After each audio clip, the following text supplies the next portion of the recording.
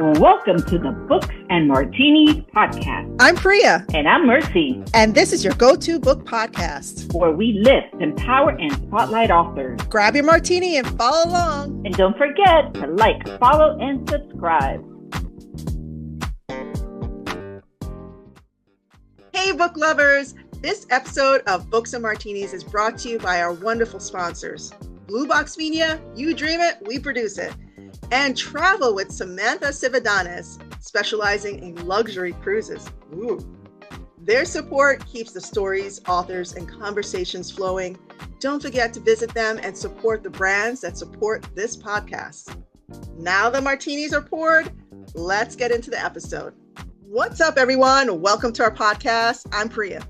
I'm Mercy. Welcome, everybody. Welcome, Azaria. I'm so excited you're with us today. Cheers. Cheers. So cheers. Cheers. You are with us all the way from South Africa. What? How is the weather? How's the weather there? We're actually, I think, turning into autumn now. So it is changing a little bit. We had some very, very hot weather, but it's cooling down now. So it's nice. Oh, I love that. I love fall is like my favorite season. You get all the cozy stuff happening, the blankets, the coffee. Yes, and you're over the heat. Yes. Definitely over the heat. So guys, on the screen and in your ears is Azaria Waldeck. She is the founder of the Amethyst Quill, where she works with indie authors as both an editor and author PA. With a passion for storytelling and a heart for supporting creatives, she helps writers refine their manuscripts and navigate the practical side of the publishing journey. Azaria views editing as a collaborative partnership, one that protects the author's unique voice while helping the story reach its fullest potential. Her mission is to provide a supportive space where authors feel empowered to grow, create, and share their work with confidence. Yay! We're so excited to have you on. We really are. And can we just say that both Priya and I completely entrusted with our heart and soul our manuscript to Azaria, who has been working. She actually completed Priya's book, which is coming out soon, and she's currently working through mine. So on a very personal note, thank you, and it's such an honor to meet you, and we're so excited. I'm so excited as well, and thank you for the trust that you guys have put in me, not only to be here today, but like I said, with your stories as well. Oh, Azaria, tell us a little bit about yourself. What in the world got you to do this work? Yeah. So I think, like pretty much everybody watching or listening, stories have always been a very big part of my life. Excuse the noise in the background. Oh, that's Is it your doggo? Do you have a dog or a cat? Two dogs. Yeah, sorry, they are. They're our co-hosts for today. Your puppers are our co-hosts. Love it. Yeah. So like I said, stories have always been a very big part of my life. After school, I decided to study English language and literature. I combined that with a little bit of philosophy and criminology as well, because I kind of just love finding out or figuring out what's going on in people's heads, and then also what kind of drives the narratives of the world and things like that. That kind of led me into the education sector. I became a teacher because I wanted to make a meaningful difference in the lives of young people and kind of impart my love of reading with them as well, and just create a kind of safe environment where they have the opportunity to grow and reach their full potential. And it's something that I've realized these values that I've kind of brought into the Amethyst Quill as well with my authors, is creating that environment of caring and nurturing and helping the author grow and the story grow into the best possible version that it can be. Yeah, So I was in education and I kind of went through a little bit of a difficult patch. rediscovered the power that stories have, not only for readers, but for writers as well. And I was I kind of decided, okay, well, I'm going to take a little bit of a leap of faith. I changed my careers completely and decided to pursue editing. And I have to say, there was, yeah, a period where I focused on Bookstagram. What an amazing online community. Community. Yeah, that's how we all met. How we met Exactly. you. Yeah, it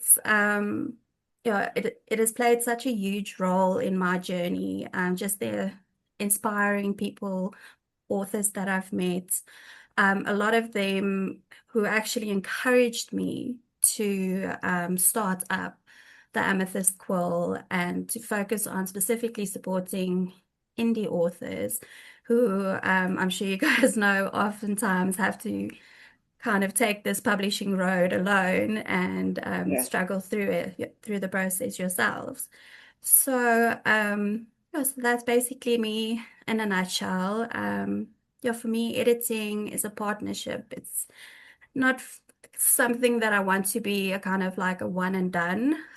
It's a road that I want to walk alongside the authors and yeah, to help your story just grow to the best version that it could possibly be. I love that. I love that. And I'm so excited that you're working on my book. Like of all the people, I'm so excited. I'm I so kind of feel happy. like it's kismet because we're Right? teachers also. We've been so Mercy had a preschool for over 20 years, and Yes. I've sort of been like Yes. and we had a charity together where we taught environmental education Mhm. and to My daughter preschoolers. became a teacher. Yeah. So we're surrounded by educators, and us being educators ourselves in our own right. But I feel like this is kismet, that you're Yes. there. You became our editor, and you just like fell into our laps, and we are It's just meant to so, be. yeah, we are so grateful Yeah. for you. Like, okay, so from my point of view, because you just finished my manuscript for Between Beasts and the Stars, and it's my debut novel, including Mercy. Mercy's novel is going to be her debut novel as well.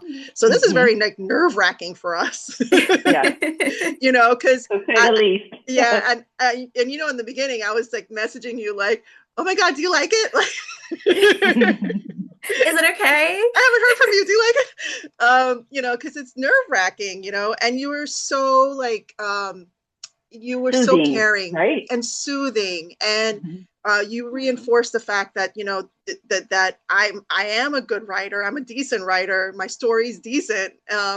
Hopefully fantastic when you read it. Listeners read it. Exactly. Um, Definitely. uh, yeah, but you were very reassuring. That's the word I'm looking for. You were very reassuring, and that meant Oh, a thank lot to you. me, and really calmed my nerves. So really, my first question is, because when somebody hands over their manuscript to you, uh, and you first open the manuscript, what are the first three things you're instinctively looking for? Before you decide to accept Yes, that manuscript. like you just did that for Mercy. So like, what were like the things that you were looking for? So, it's a great question.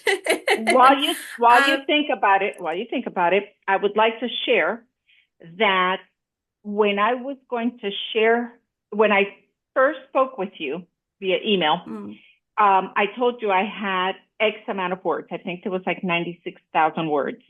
And then when I actually sent you the manuscript, it was like 30,000. And you emailed me back and you said, wait, I thought you said you had 96. And I told you, yes, but I'm thinking I'm only going to share like half of the book because I think it's too long. And I just think it's an overkill.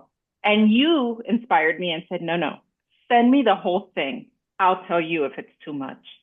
So that's the kind of person we're working with. And I think that's huge. Thank you. oh, So thank now I you. go back to you. What are the three things that, So, um, obviously, it's very difficult to just accept a project if you don't know anything about the book, which is usually why I would ask the authors to either share the manuscript with me if you feel comfortable enough, or share a couple of chapters, which I do. I offer a free sample edit if you would like that, which also kind of gives you the idea of, am I the right fit for you? Will we work together okay? But once I have a manuscript in my hands, I'm kind of reading it through two lenses. I'm reading it through the lens of a reader and then an editor as well. So as a reader, I'm noticing whether the opening kind of pulls you in immediately, and does the story kind of spark my curiosity? Does it make me want to turn to the next page? Because that's also, it's very, very important that you kind of have that kind of hook into your readers. Then I'll start kind of paying attention to the characters and their voice, whether it feels authentic and consistent throughout the story, because a lot of the times it is your characters that the readers emotionally invest in with your story. Then, while I'm doing all of that, my editor's perspective is always in the background going off. So I am just getting a sense of the story's clarity and the pacing of your story, whether the plot feels like it's unfolding in a natural way, that's going to keep the readers interested in engaging with your story, or whether it feels a little bit rushed in certain areas or a little bit weighed down. So when I have my hands on your manuscript, for me, I'm not looking for perfection. I'm looking for the foundations of a story that the readers will want to stay with. So I hope that answers the question. Yes. When you hand the story back to the author, is the product that you are returning with the edits that you are suggesting? And I think that's how you do it, right? You do a suggestion on the, okay. Yes, So yes, when you give back the author the manuscript and you say, okay, here it is, and here are my edits, these are my suggestions as to what would make your book better. Once those edits are implemented, do you feel that that product is ready to go to the next step of publishing? It should be. It depends on the feedback of the author at that stage as well. It's not a be all, end all if an editor makes a suggestion. It doesn't mean that the writer has to accept it. There can be a little bit of back and forth, and sometimes the author is very adamant that they want a certain section to stay in a certain way. But once the first set of edits have gone out, the changes have been made, depending on which stage of the editing process the writer is in, then it should be should be ready to go onto the next stage. And Yeah. on an average of 60,000 words, let's say, right? That would be an average book. What would a turnaround time look like if an author went to you, roughly? I mean, I would assume that has to do also with all the other books you're working on at a time, because you're just one human. Yeah, But well, that's part two of the question, like how many manuscripts do you work on at a time? oh, good. Okay. Yeah. Yeah, so since I am kind of still finding my feet starting off, I prefer to work on one manuscript at a time, just to give it my full attention and make sure that it's getting the best that I can offer. Sorry about That's okay. that noise. And so the turnaround for me at this stage also depends on the type of editing involved. If it is developmental editing, which focuses a lot more on the plot and the structure and the character arcs, the big overall picture of the story, it tends to take a little bit longer. If I am working on multiple edits for an author as well, that will also factor into the time. If it's a project like Priya's was, which was a little bit more intensive, then I would say anywhere from 5 to 8 weeks. If there is a little bit of a crunch, then obviously I can try and work a little bit um, faster as well. If it's a basic line and copy editing that needs to be done, just tightening up phrases here and there, don't need to worry too much about consistency in terms of the story or the plot, then you're looking at about 4, maybe 5 weeks, depending on the length of the story. Yeah. Okay. Yeah. So a lot depends. One thing that I loved as you were editing, so I did my editing in Google Docs. We did the editing in Google Docs. And you gave the suggestions, and, I would like follow up almost right away. Like I would go through the suggestions, make time for it. I love the way you pushed me, because in the beginning of my writing journey, I thought the book was ready, and I had some beta readers who were like, "Oh my God, Priya, it's amazing, blah, blah." But they're like, they love me anyway. So they're like, I didn't feel like it was constructive criticism. It was more like, "I love you. This is good. I can't believe you wrote this." Fun, right? Yeah. And then I had some author friends read like the first 3 chapters, and they were like, "Priya, you need an editor." Yeah. I was like, "Oh no." And and then I started second guessing myself, like, "Oh no, what am I gonna do?" Blah, blah, blah. And then of course the big realization is like, yeah, I have to really dig deep into this. I need somebody to push me and to, ask me questions like, why are you doing this? Why are you phrasing it that way? Catch, the nuances, and tell me I need to rework something or delete something. And you totally did that going through the manuscript. And I so appreciated that, because at some points I was just like, oh my God, I have to really sit and think about it. Do I really want this character to do this? Do I, want, and even like the wording. So some words, let's talk about repetitive words. I had a lot of repetitive words, and you're like, "Priya, like this whole section right here." Yeah. This whole chapter, we need to rework this whole thing. And I was like, oh no. So I had to really make time for it, to really dive into all your suggestions. But I loved that. I loved the criticism. And I think every author needs somebody who does it with a caring voice. You weren't just like, oh, this is like, like a strict teacher or anything like that. You did it with a caring voice, and you were very gentle with the nudges. And I loved that about the editing process with you. And you had world building. You had all kinds of creatures. Yeah, mine was a little dense with the characters and all the things. that was a lot going on. Yeah, a lot going on. And I feel, Azaria, that you get, every story is its own challenge, because let's say Priya's book, right? There's so many different worlds and characters and different species, aside from personalities and things that you have to remember as you're moving along. Didn't this person die, or is that person alive, or wasn't he purple instead of orange? Like, there's so many different she caught things. that stuff. She came back and she was like, "Hey, wasn't this guy doing XYZ or looked like SYZ?" Exactly. You like totally did something different here, right? Yeah. So that would be those would be the challenges in a story like yours. And then you have a story like mine, where I feel that one of my biggest challenges is, number one, that English is my second language. And number two, my early education, a lack of it. And so those are like the basics. So I kind of learned through the school of hard knocks to get to where I'm at in life. But when you're writing, you go back to, what you would have learned in first through third grade. So it's challenging to make a story flow. I was speaking from the heart, so I could tell you how I'm feeling and how it's going, but is it flowing for somebody that's trying to read it? So I would assume that you get all these different challenges from different stories.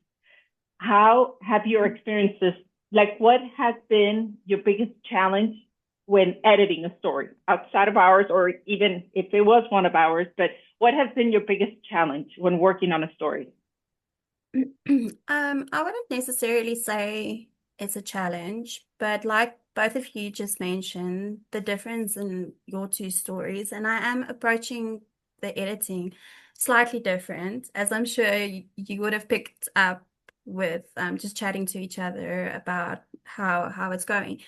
Priya was very upfront from the beginning that she wanted that feedback. She wanted to be like consistently in the loop of what's going on, where the edits are at, and the specific focuses or the specific things she wanted me to focus on.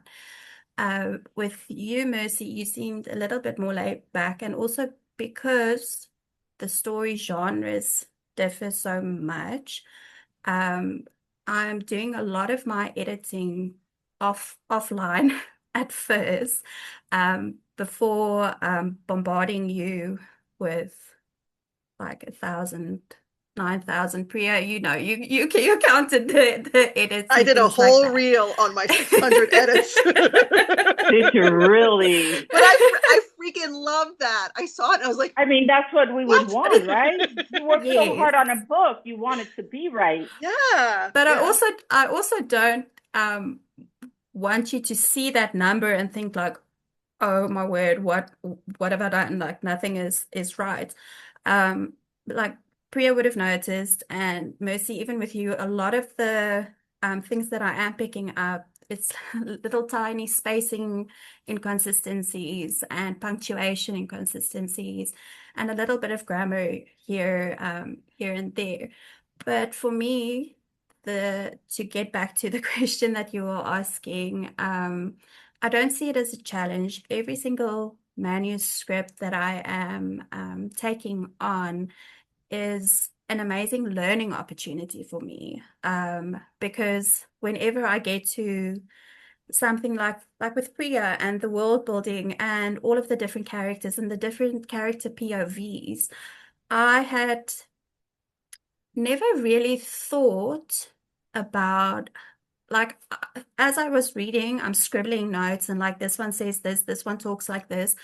But then like I came to a point where I was like, wouldn't it just be better for me to have a style sheet or a character sheet for each character to keep track of um, like the differences in the tone of voice, the differences in how they see the world and things like that. So that was something new for me. Like it's like a permanent note now where if I am dealing with a book with multiple points of view is to make sure that I take as many notes as possible about those characters to make sure that that consistency runs throughout the book. And then with Mercy, with yours, it's um, like your story hits very different and is a lot more emotional in that sense, in the story that you are telling. So that also kind of brings me back to just how I approach it, the language that we want to use to convey those feelings as best as possible for the readers. So. So that's fantastic. Like, I'm so excited to hear this. If you have an author listening now, right? A writer, an aspiring author, maybe it's the first book, maybe it's their second or third book, and they're looking to you to edit their book. I think it's so interesting to learn that not only as an author do you sit there like with your board and all your characters and all their traits and personalities and voices and all these things. So not only is the author breaking all that down, but so is the editor so that they can find the flow, right? Because the creative story is one thing, but the structure behind it is completely different. Yes. What is one thing you would want anybody that's going to give you a manuscript to know ahead of time before they even waste your time? What is the one thing, like, come on, don't send me this. You should have at least, had a beginning and an end. How many drafts would an author need to do before they hand it over to an editor? I mean, that might be a bit, right? Like how much work they need to put into it before they give it to you. Well, I would say a definite self-edit is a big plus. Just after you've written everything down, obviously, writing is a very like fluid activity. You're going to write your first draft, and a lot of people then think, okay, yay, I'm done. I can go ahead and publish. Please, please don't do that. At least read through the story again yourself, specifically with the eye of editing a little bit. You'll be surprised how many little typos are hiding away, little punctuation, weirdness and things like that. Another thing I think that would be beneficial, but doesn't replace an editor as well, is if you have an alpha reader or a beta reader or readers that have gone through your story, because they can give you a lot of valuable feedback, um, but they won't be looking at it through the lens of an editor. Um, they'll be able to tell you, yes, it's a good story, like you've got something there and you can go ahead. But other than that, I wouldn't say there's too many limitations on um, like in what condition the story needs to be for an author to approach me.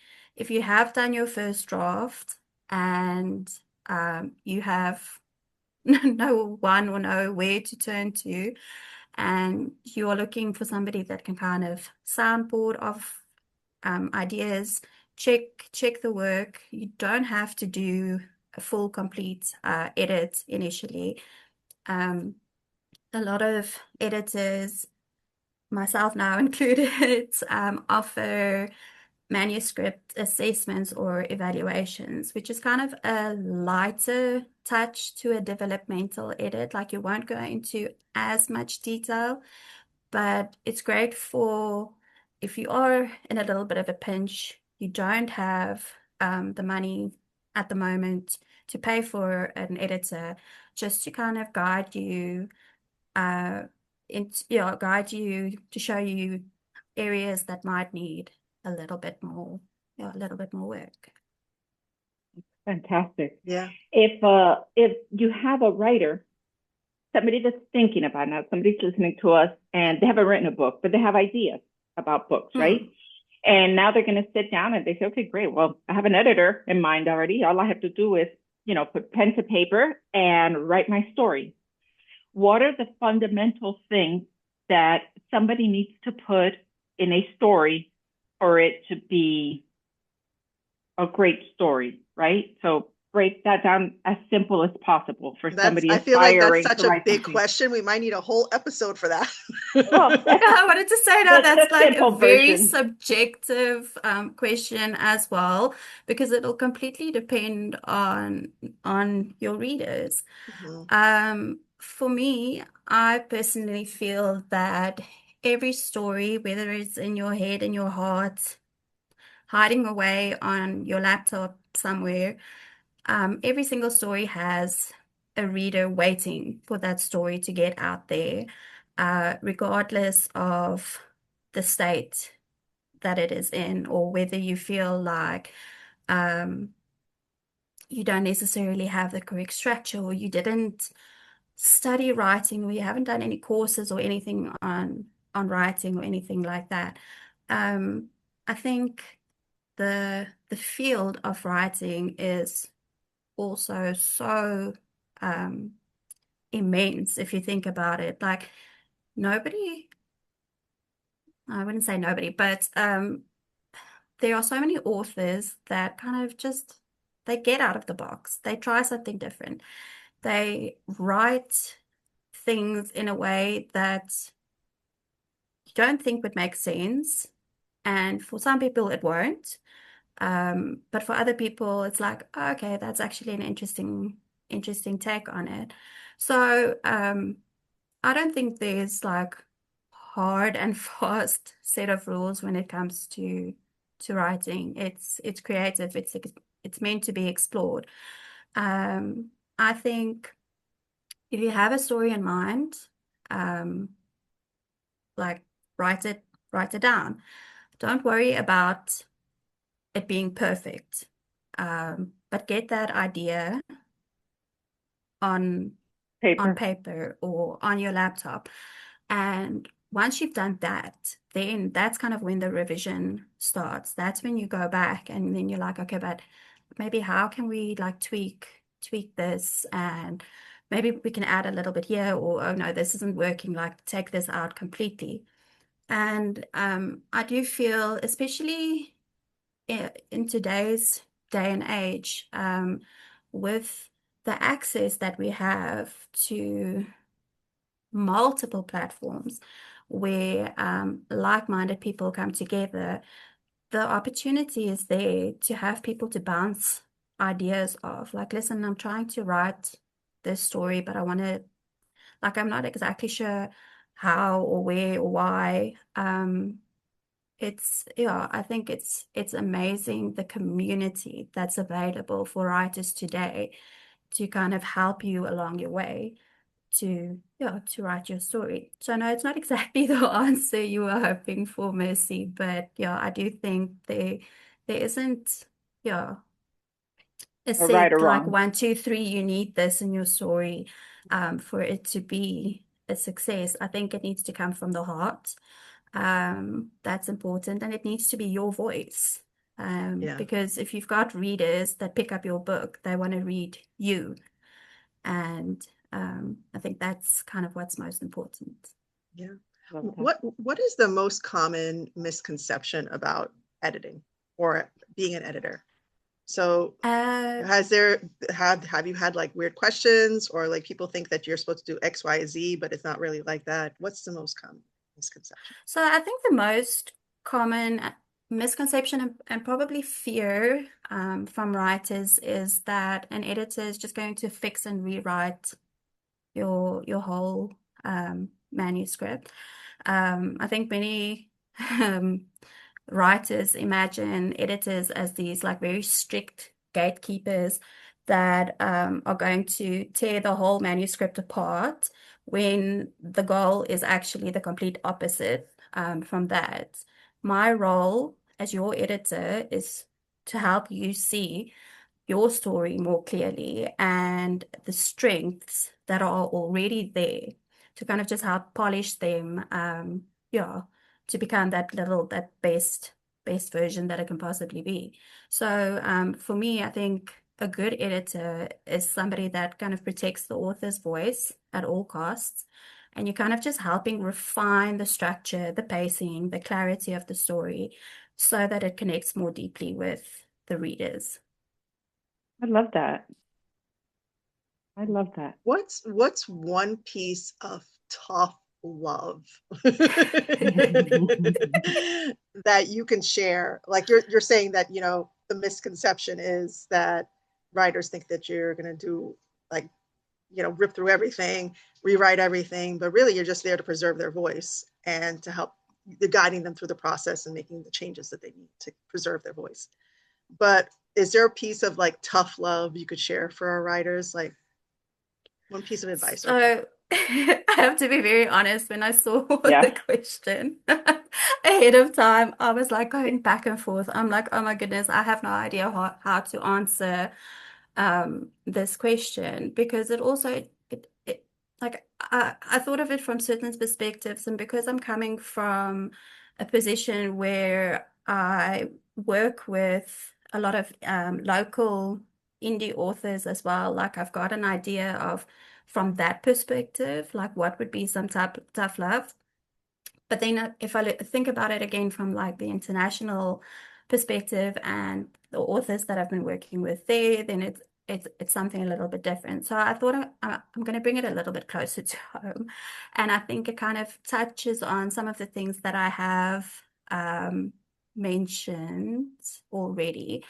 But for me, and this is a personal one, it's that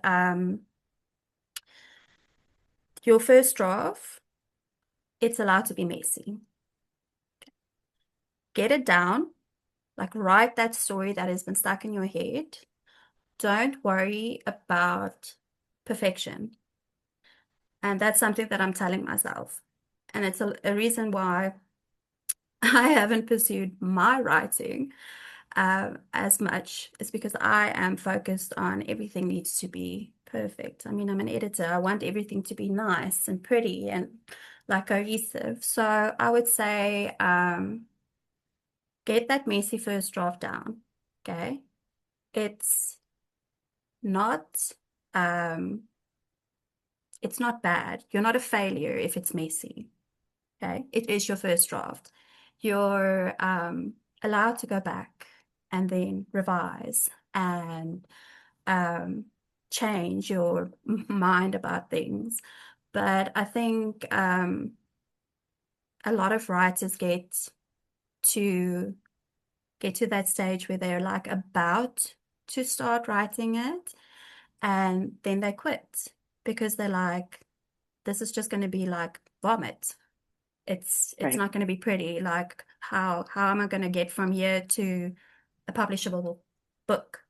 So yeah, I think that would be like my little bit of tough love, is just do it. Yeah, even if it is messy, Okay just to get be it down. messy. Yeah. Yeah, it's okay to be messy. It doesn't mean that you're a bad writer. It doesn't mean that you don't have a story. You have a story to tell. It's there. I love that. Don't wait for the yeah. Go Yeah. Nike, just do it. Yeah, just do Yes, it. exactly. Yeah. Yeah, Just do just it. do it. What is so for everybody listening, I know this gets confusing. What is the difference between line editing, copy editing, and developmental editing? Okay, so I'm gonna That's a great flip it question. around, flip it around on you, because you generally start with developmental editing first. That is your big picture editing. That is where you focus on the plot of the manuscript, where you look at the pacing, the character development, the story development, the flow, and all of that. Your line editing then goes line by line through it to pick up like changes in the structure of the sentences and things like that that you might need to implement. Copy editing is a lot more to do with just sorry, like my hamster fell off its wheel at the moment. um, so sorry. So Love that. your Okay. copy editing is where the editor will focus a lot more on the grammar and making sure that there's consistency running throughout with the punctuation and things like that. For me specifically as an editor, there is such a narrow line between the line editing and the copy editing, that I tend to do them at the same time, because you're reading the sentence, you're looking at the structure, and obviously if there's any grammar, any punctuation, any inconsistencies that you're picking up, you're kind of fixing them at the same time. So yeah, you've got your big picture um, story editing. I want to say, yeah. And then the other two are a little bit more finer details. And then right at the end of it, so this is basically you've had all of your other editing done, you've had your formatting done, you can get a proofreader to go through the text one last time before you send it off to the publisher. And they basically, well, with a proofread, you basically just going, checking that there aren't any little grammar gremlins hiding somewhere or little inconsistencies that were added with the different layers of editing that were done. Because oftentimes, yeah, you can get a little bit confused here and there. So it's just good to have another, yeah, go through. And so each of the stages kind of flow, flow onto one another. That's that. great. Yeah, I'm glad you broke that down because that was even confusing for me. I'm like, what's the difference between line and Yeah, copy? It's like the same thing. right. Yeah, I was it's taking very notes. I love that. similar. Yeah, it's very similar. But yeah, you're refining the sentence flow with the line editing a lot more. And with your copy editing, you're not going to work too much on the order of the words in a sentence necessarily, unless it's a glaring error or something that isn't sitting right. Where with the copy editing, you're going to mostly focus on just making sure that if this person's name is spelled like this in the beginning, well, then it has to be spelled the same throughout the book. If you're using, yeah, any word or any spelling of the word, that the consistency is there throughout. So I think that's one of the biggest things that throw readers is if like one stage you're talking about this and then you're referring to it again, but now it's a little bit different. The same with yeah, your punctuations and things like that. Consistency is, yeah, very important. Yes, yes, especially for that reader that's trying to follow along with the story. Mhm. Yeah. Yes. I love What's that. one piece of advice you would give another editor? So I know you're just starting on your professional, official Journey. editing business, but what's one piece of advice you can give another editor who wants to start and do the same thing you're doing? Yeah, somebody that wants to start up, I would say, um, just continue learning. I think is very important, especially in this field. Like continue practicing, continue learning, continue developing your skills.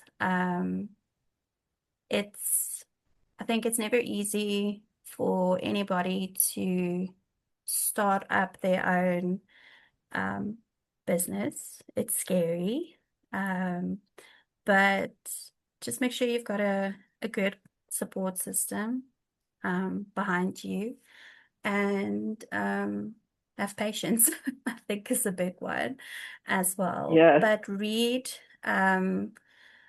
yeah, I know a lot of editors, if I'm thinking of some of the associations that I'm a part of in South Africa, we have a lot more focus on academic editing.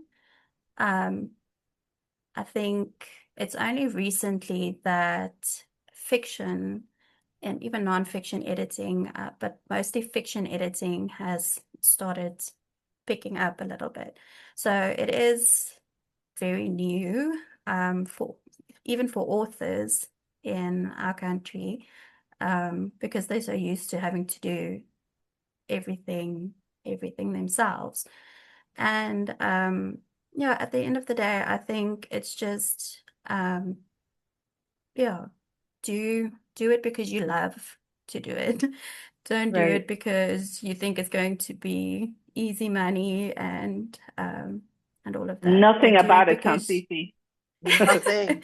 Even from our yeah, point and of view as the author, Right. like I Yeah. saw That does clearly not sound easy. how much work you were because you were paying attention to Yeah. stuff that I completely missed no matter how many times I drafted. Like you were paying yeah. Right. attention. And then, I mentioned before the 600 edits. A lot of that was commas, by the way. Oh, Yeah, it was. Adding commas in. Yeah, and I literally spent like over an hour sitting here, except on every comma. that's the best. Those are the best edits ever. Those are the best ones. The bad ones are when they tell you, think about this. Why did you say that? Or put it in words in a different context Yeah, you can or rephrase this better. And dialogue. and then I would rephrase it and be like, what do you think?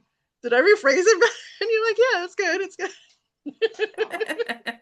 And so I want to ask you a question that we typically ask authors because we typically interview authors. So we ask them because other authors always want to know. So in case we have other editors listening or aspiring editors, what does a day as an editor look like for you? Is it I wake up, I have my coffee, and I sit down at the computer and I work until noon, and that's it. I don't touch it again. Or I work, throughout the day, or I have my creative juices are at night, or like, what does your day look like as an editor? Very chaotic, if I'm being honest. I think also because I'm not doing the editing full time as well. I do have an afternoon job. So for me, it's waking up in the mornings. There is a little bit of a routine. It's coffee most mornings, going to the gym with my husband, getting back, just kind of taking a breath, relaxing, coming and sitting in front of the laptop, doing a little bit of work. A lot of the times I do feel like if you're going, like, you do need a bit of a structure. So I do tell myself at least an hour a day, I need to focus on it. If I feel like I'm capable of doing more, then I do more. If I feel like I'm too tired or my head isn't in the right space, I'm just going to do a disservice to the chapters or the pages Right. that I'm working on. And yeah, it also kind of depends on how my afternoon went. If I feel up to it, then I'll sit in the evenings as well. Sometimes I do feel a little bit more inspired in the evenings um, to work. At, Up until now, my routine in the evenings was a little bit rigid in terms of going to bed a certain time and all of that. But I've made some changes that are going to allow me to actually work a little bit more at night. So, and then I'll kind of see how that is going. But I think if you are doing this part-time, that flexibility is important. Um, but also to make sure that you do have some accountability for yourself as well, in terms of doing at least, depending on the timeline that you've given the author. What I do is I kind of break it up, say this is the minimum that I need to do for this day in order to meet my deadline. And that is kind of where I stick. If some days I feel like, oh, I can do double that, then I'll sit and I'll do that and do that. And then at least that makes up for the days where you kind of feel like you're a bit more drained than yeah, than usual. Have you found, and I know we have to wrap it up. We have another interview coming up, but I can't stop Sorry. asking questions. That's why we need like a 4-part series. We really do. We'll do it. We'll do it. No pressure, but yes. Azaria, have you ever found yourself so involved in the story that you allotted yourself an hour, but it's been a couple of hours and you're still so deep into the story that you just can't stop, like you're on a roll? Or does that only happen to authors? Oh no, Or no, it it happen to definitely an editor? happens to editors as well. Okay. Yeah. Okay. Yeah, no, it definitely does. And I have to say, like, especially with both of your stories as well, like it's yeah, it kind of it crawls under your skin, and then you get to a point where you're like, I'm actually quite tired, like I need to take a break right now, but you don't want to because you're just like you need it's like you need that fix. You need to just go on to the next You stay part with the and story. yes, Well, exactly. I know we're wrapping up, but full disclosure, I am terrified of what I will receive from you. No. I'm No, don't excited. I'm be. excited. No. Well, I'm excited because it's finally, like, I gave her a diamond, right? And she's polishing it and making it shine and making it all Yes. pretty. So I'm excited because I'm confident with what I gave her. And her response when she read the whole book prior to actually working on it was beautiful. And so that gave me courage and that gave me, great feeling. However, I'm like, I hope I get a lot of the commas. Not a lot of like, put this in that, like, put this here, or that timeline doesn't work. Didn't that person die 2 years ago? Like, oh. No, but that's all But good. Even if you get the stuff that's like heavy, like rough you stuff. want that. You want that Yeah. because she Yeah. caught like timeline issues in my book, Right. like so you want someone who do something similar, and and catch all the things that you, and your book's been through several people already. You know what I mean? Right, So right. this is just the cherry on top, having Azaria edit your book. Azaria's throwing the sprinkles on top. Exactly. I love it. Glitter bomb. Yeah, glitter bomb. Yes. Aww. Yeah, so don't look at it as the edits as like, oh no, look at it as the glitter bomb. Yeah. I mean, yay, glitter! Yay! Bring it on. Yeah. Oh, Azaria, we're so excited that you shared your time with us and that you're talking to so many amazing authors out there that are nervous like we were. And we hope that they reach out to you. We do truly hope that you come back and we can break it down into different series of, what authors need, because our authors are listening. So we love to always, elevate them by giving them information that can help them transform their book into a bestseller. So exactly. Thank you. Thank you. Thank you. Thank Everyone, you so much. So how can our listeners and watchers find you if they need to reach you? So I think the easiest way would be on Instagram. It is at amethyst.quill.services. As Priya mentioned at the start, I do editing and I do author support as well. So if you do need me to help you with book launches or just the day-to-day behind-the-scenes admin, you're welcome to reach out. That. Which is kind of scary too. Yeah. But my DMs are open. There's more contact information there as well. And I just want to say thank you so much, ladies. This has been an absolute blast. I really enjoyed this. Good. Absolutely. Good. It's our pleasure. Thank you. It's our pleasure. Let's do one last cheers, guys. To Azaria, to editing, cheers to Azaria. And to sharing your book. Our favorite editor. Yeah, absolutely. Okay, so you guys make sure you follow her online, follow on Instagram. Her link is right there on her profile for all the ways to contact her and reach out to her to submit your manuscript, get started. Even if you need PA work, we'll have another episode about that because I got lots of questions. All right, like, share, and follow, guys. Thanks so much, Azaria. For the next one. Bye, guys. Bye, Azaria. Bye. Bye.